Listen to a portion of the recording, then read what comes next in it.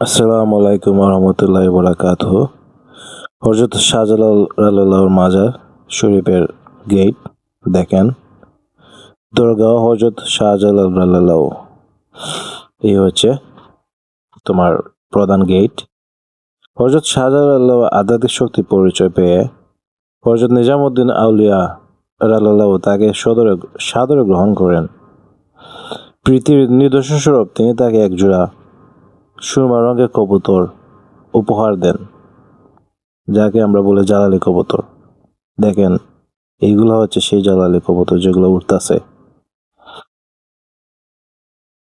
সিলেট ও আশেপাশের অঞ্চলে বর্তমান যে সুরমা রঙের কবুতর দেখা যায় তা ওই কবুতর যুগলের বংশধর এবং জালালি কবুতর নামে খ্যাত। এই যে আপনারা দেখতেছেন, এইগুলাই। সিলেট জাতের ধর্ম বর্ণ নির্বিশেষে কেউ এই কবুতর বাদ করে না এবং খায় না। সবাই এগুলাকে দেখাশোনা করে এবং খানি দেয় এবং আশ্রয় দেয়। দেখেন, এটা হচ্ছে তোমার হযরত শাহজালাল রাদিয়াল্লাহু মাজারের মসজিদ। এই মসজিদে দেখেন সবাই গিয়ে নামাজ পড়তেছে। ওই মসজিদের উপরে দেখেন একটা আল্লাহ নিশান আছে।